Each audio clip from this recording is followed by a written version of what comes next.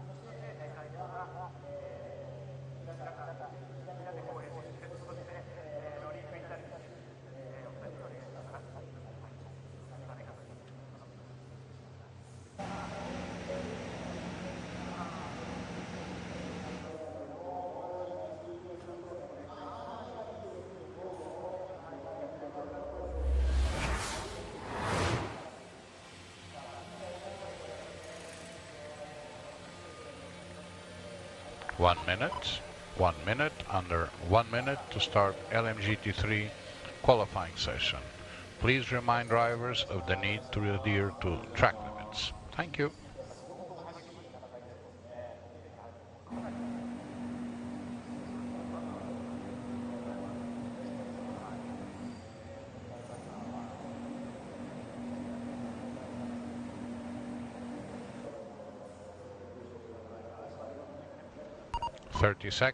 Under 30 seconds to open pit lane. We are under 30 seconds to open pit lane.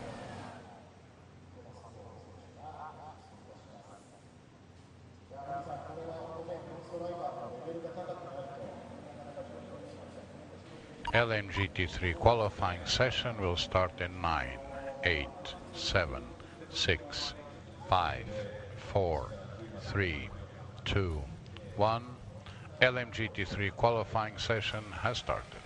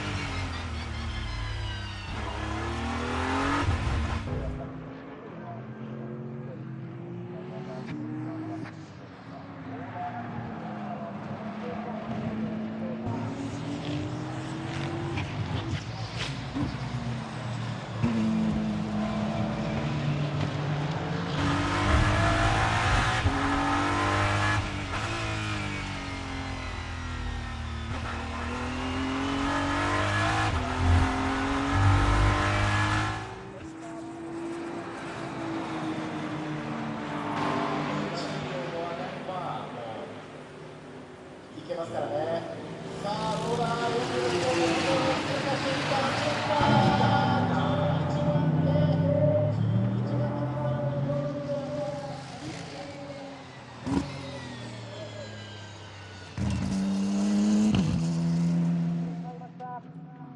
さあこれで大体決まりか。マークがついているのが11番天候ではありません。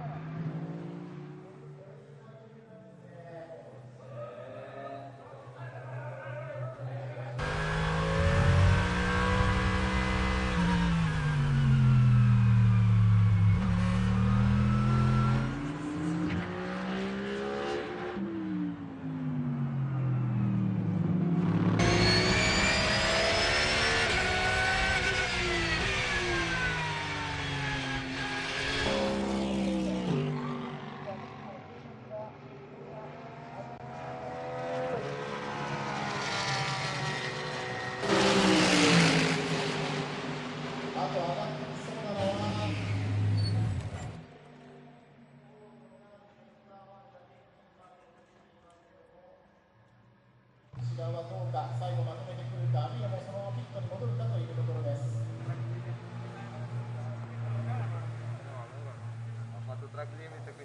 1 and 10, still there. It's just slightly better.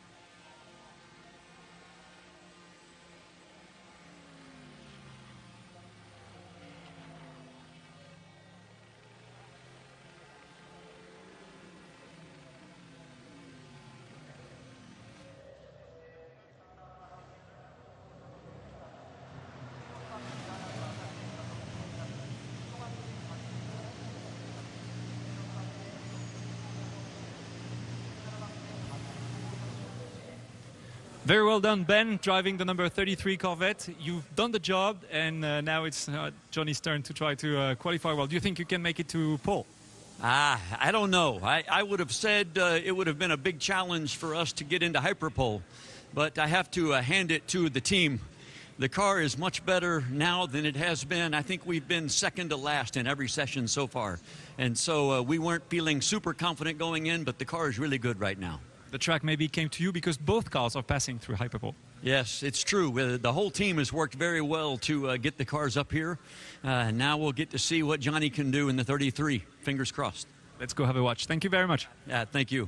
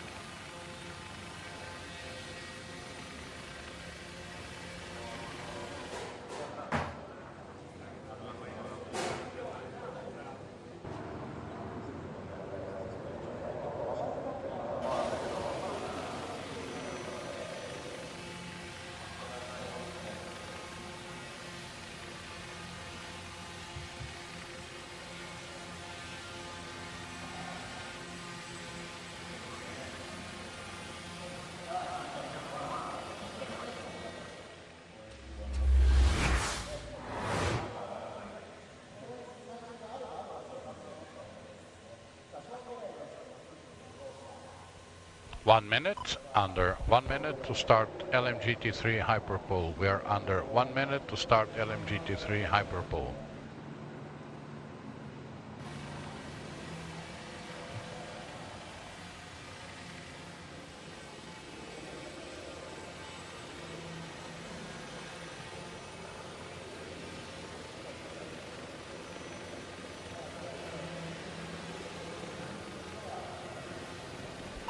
Thirty seconds, under 30 seconds.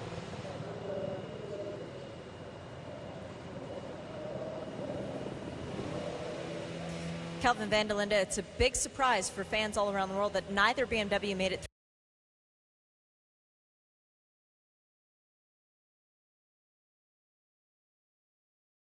through to the Hyperpole, but having a fast qualifying car is not as important as having a fast race car. So do you have the race pace?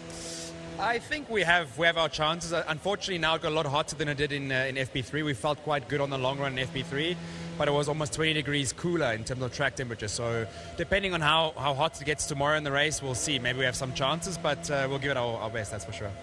You've been there and thereabouts in so many of the races, coming alive at the end. What is it about this car that just seems to really find its stride at the end of these races? Well, the BMW comes alive when there's more grip on track, so naturally towards the end of the longer races, with the rubber coming down, our car gets in a better window, and that's why we've seen that trend of us getting close to the front as the race goes on, so hopefully more of the same tomorrow. Good luck to you and the whole 46 crew. Thanks so much.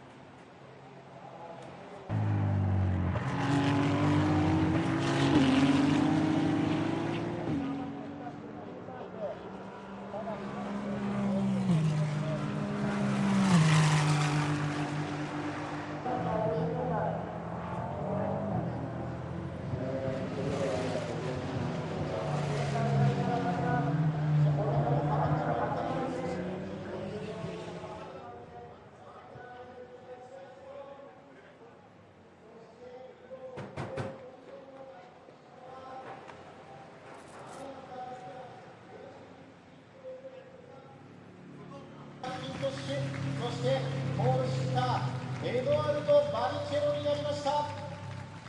伝説がまた生まれましたね。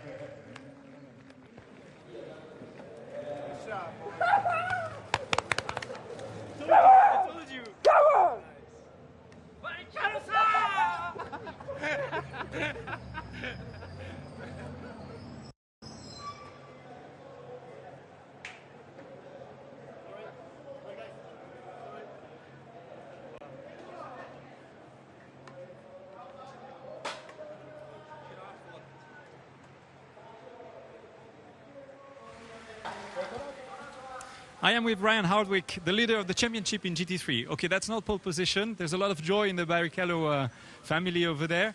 You seemed happy about the result. You're fifth. Is that because you're in front of the Ferraris and the Corvette? And do you already feel some sort of pressure on your shoulders from the championship, being the leaders? Well, yes and no. You're obviously around the sport because finishing in front of the 21 and the 33 is our primary goal. I mean, we're in this for the championship, and so our eyes are closely on those two cars. Hats off to the Aston Martin guys. I mean, both cars were great, and the McLaren cars, I feel they're in another category. So I feel we were first place of everyone else. So, but we're just looking to have as best result as we can, and hopefully be in front of the 21 and 33 and try to extend that championship lead going into the final round. Well, Ricky did the job so far, so good luck for the race. Thank you, Ryan. Yeah, thank you. Appreciate it.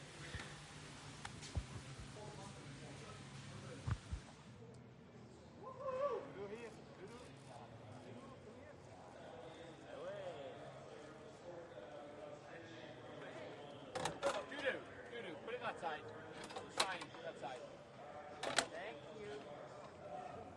I have to look good, boys. Right up. Yeah.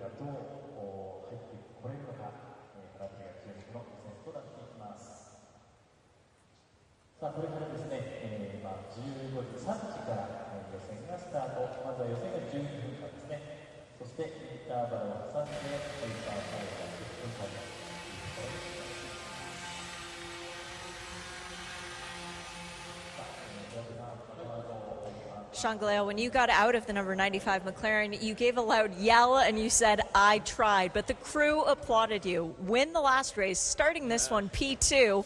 You've got a car that clearly can win again. And I got interviewed by you. So last time we got that, we won. So hopefully, hopefully we can do that again. No, I think the guys did an amazing job so far. And I think the turnaround after half of the season, and then we've been, fortunate enough to win in Kota, and then starting in a really good position tomorrow here. So yeah, it'll be tied with the Astons and also our sister car. But yeah, good job to everyone. I think it was like all in a 10th now, top 3. So yeah, good job to Eduardo, and hopefully we get them tomorrow.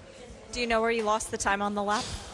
I don't know. I think I didn't put my head down enough, or I didn't. It's so close, it could be anywhere. But yeah, you can't really think about it too much, and send it tomorrow. Good luck tomorrow. Thank you. Thank you.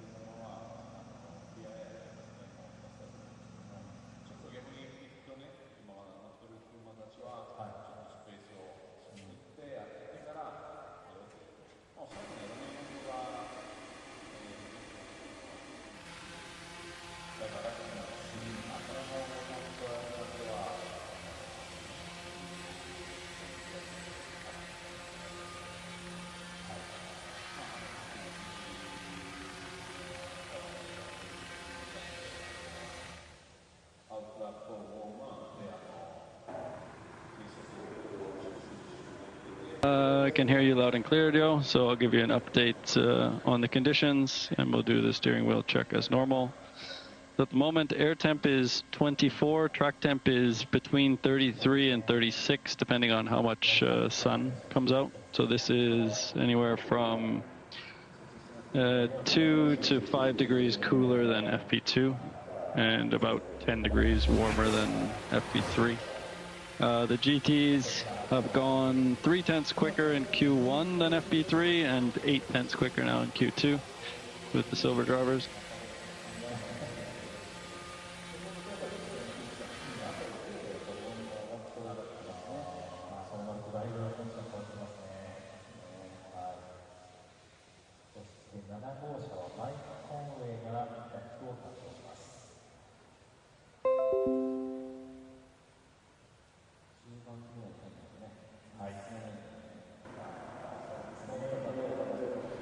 Under 30 seconds to open pit lane. We are under 30 seconds to open pit lane for hypercar qualifying session.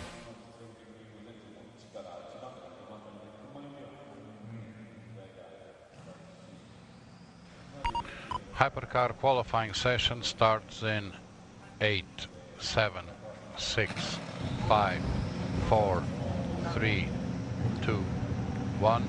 Hypercar qualifying has started.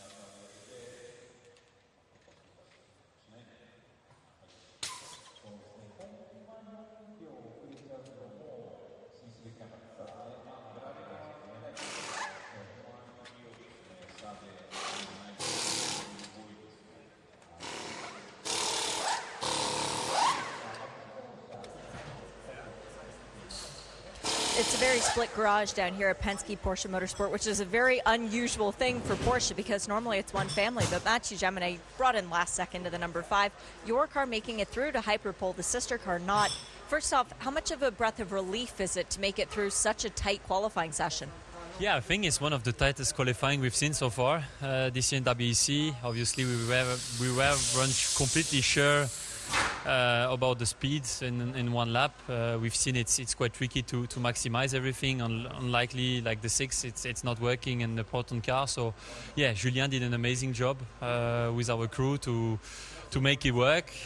One more shot now at Hyperpole, so let's see where we end up. We've seen most recently at Le Mans that qualifying is not the end-all be-all because you can still get to the lead of the race by the end of it.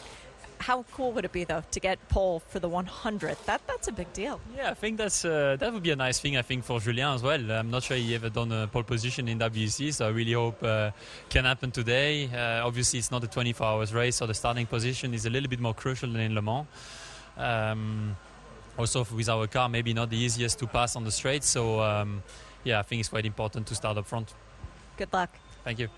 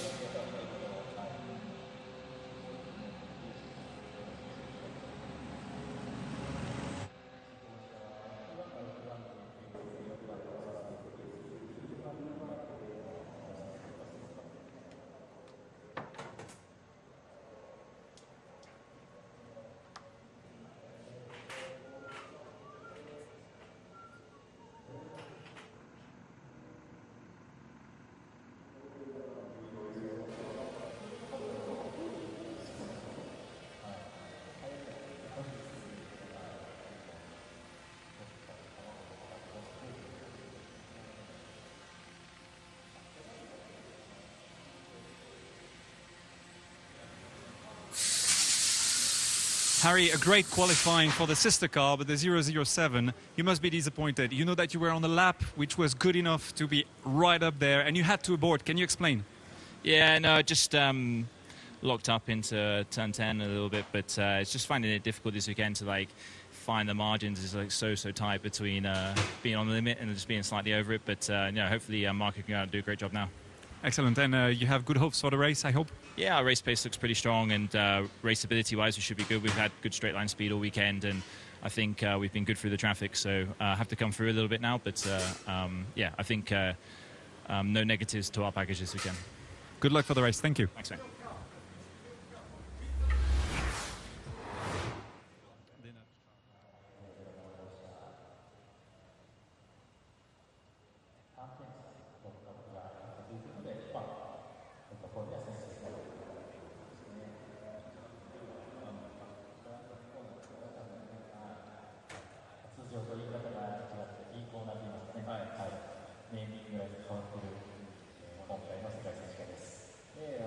Under 30 seconds to start hyperpole for hypercar.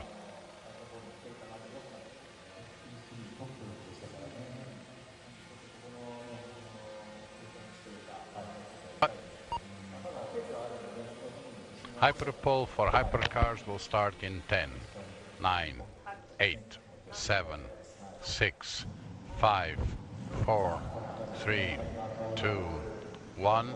Start of hypercar hyperpole.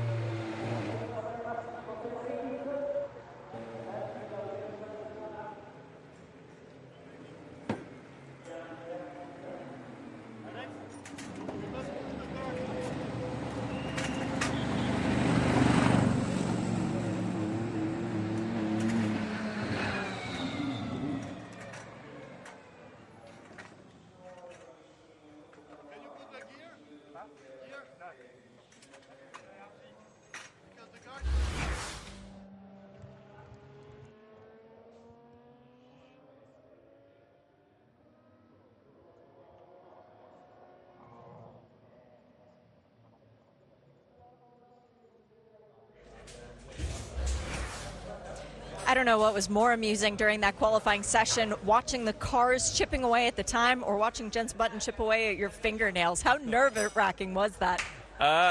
It was awesome. It's funny, actually. When you're in the car, you're less nervous than when you're watching. But what an amazing job by both of them. You know, we've had a few 1-2s this year in qualifying, but I think this is the one that's more surprising. It's been so close all weekend in terms of lap times for the top 10.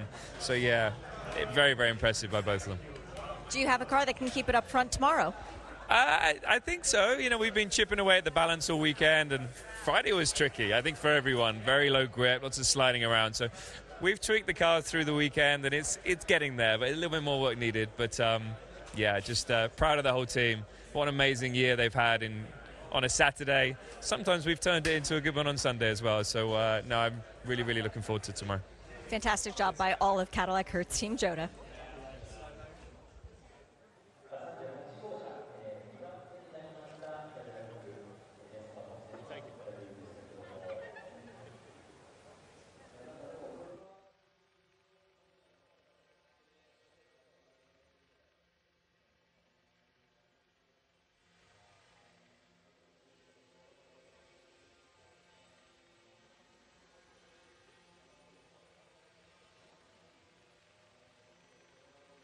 Je pense que là, à l'instant...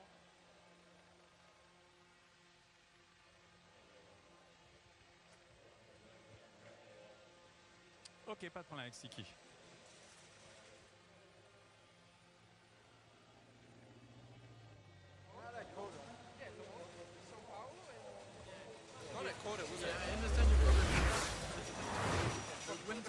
Well, an amazing qualifying session in Hypercar, but also in GT3, where we had a lot of emotion for a second pole position for you after the pole position in Brazil. We're going to start with you, Anthony. How do you feel? How was it from like outside of the car watching Mr. Barrichello doing pole again? Honestly, it was pretty surreal. It was a wonderful experience. I'm always very nervous when I'm outside the car watching my other co-drivers. When I'm in the car, I'm super calm. And if we're fighting per position, it's not a big deal. But when you're outside and you watch and it's coming down to tenths and you're like, it's pretty wild and crazy. So I'm thankful for the opportunity, and these guys are legends, so hats off to them. Excellent. And it's an all-in-all Aston Martin, very competitive this weekend because the two cars are up there. Congratulations, an amazing lap. Take us through your lap and how do you feel? Yeah, well, first off, I think everybody from the team did such an amazing job. All the mechs, the engineers, everybody. Tony as well for doing such a good lap and putting myself to hyperpole again. And yeah, I had a very good car under me. It was very fun to drive as well, and I could put a decent lap together, and it was enough for pole position. So I'm really happy for that. It's more than decent. Another person who's super emotional, and we can see it in his eyes, is your father. How was he after the end of the qualifying? Yeah, of course he's very happy. You know, he's very supportive as well. So I'm really thankful and grateful to have him by my side. And yeah, it was good to have him again. Yeah, it's great. It was great to see. Congratulations. Valentin, you're also a big part of the Aston Martin family, and the input of your three is very important. How do you feel confident for tomorrow? It's a 2 for 2 for this lineup. We showed up in Brazil with a new lineup, and yeah, 2 out of 2. Unexpected this morning. We struggled quite a lot since yesterday, but we kept on working. And I told them this morning we're going to get on pole, and somehow they made it. So I'm really proud of my teammates and my team. So you should tell them that you're going to win tomorrow. Yeah, that's the plan. Now that's the plan. Sake! Sake. Thank you so much. And now it's time to receive the first trophies of the weekend that are going to be presented to you by Jörg Auenhammer, who's president of Rolex Japan. So first for Anthony McIntosh, who was extremely nervous, but who can be now really proud of this first beautiful medal presented by Rolex. And finally for Valentin Asclot. And now, gentlemen, I would invite you to step, well, over there for the family picture to make sure that this moment stays engraved.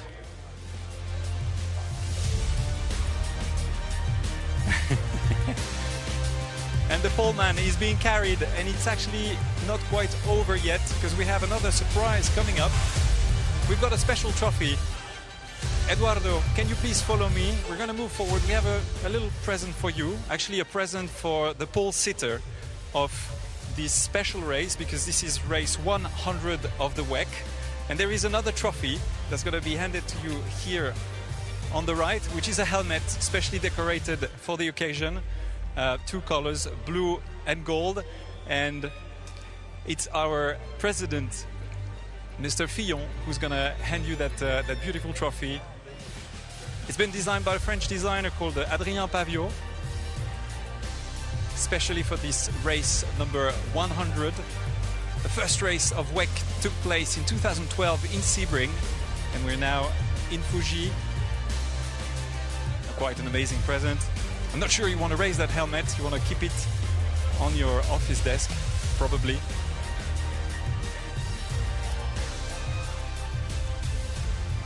And we're going to carry on this hyperpole ceremony because we're only halfway. If I can carry on, yeah, with the poleman, Alex Lille, with a big smile. You're excelling in that exercise of putting the car to the limit. A big smile. It was super tight because Earl posted a purple sector on his last attempt, but you're up there, 38 hundredths ahead on pole again. Congratulations. No, thank you. Honestly, it was a great feeling. The car was amazing, and yeah, we did the job. Honestly, I love this kind of scenario, the qualifying, and yeah, the car's just amazing right now. Excellent. Will, a little word from you. Big smiles. What are you? What's the strategy for tomorrow? The strategy is to win. Obviously, we know qualifying is definitely one of our strong points. Alex is doing such a good job for us to always put us in a good starting position. But obviously a long race ahead. But hopefully we can keep the lead at the start and then put our strategy to plan. Are you starting the race tomorrow? Yeah, I will be. Yeah. Okay, good luck then. Thank you, Will. Norman, again on pole position. You've got an amazing teammate and you've got an amazing crew. So what are you looking forward to tomorrow? Well, as you say, like the race win, obviously, like as you say, like so far, like we've been trying to build the team because, you know, like at the end we're a new team, all three together, but also Jota and Cadillac. So yeah, as you say, like we are doing really well in this exercise, and step by step as well in terms of race pace, we're improving, as we could see in Sao Paulo. So tomorrow, definitely starting from this position, we want to fight for the win or 4 big points at least, because now we are getting closer to the end of the season, and we're still playing for good things at the championship. So yeah, we're going to push more. Well, good luck then. But now it's time for the first trophies of the weekend, which are those medals, again presented by Rolex Japan's president Jörg Hohenhammer. And first it goes to Will Stevens. That's a first step into the weekend. Pole position is so important, especially here around Fuji when turn 1 is quite tricky, especially on cold tires. So it's a great start of the weekend to get a first trophy. Gentlemen, please look over there for the picture.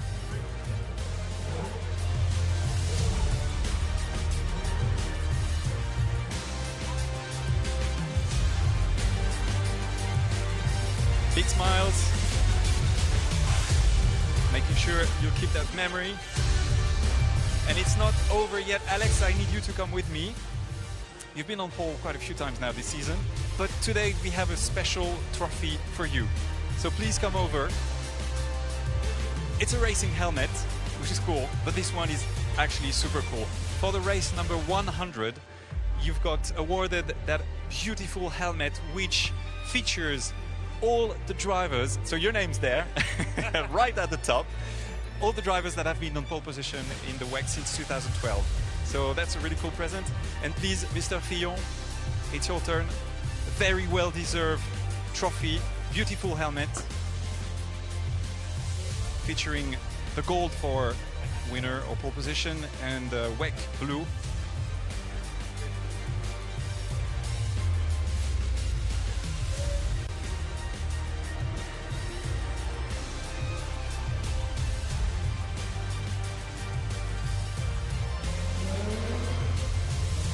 Well, and that's it for today. We're going to be racing live tomorrow, starting at 11 local time, which will be 4 a.m. CET. Make sure you have a cup of tea or a cup of coffee to be with us. Make sure you tune up, and to watch us the easiest way, download the app WEC TV, and you'll be live with us tomorrow. Bye for now. Thank you for watching.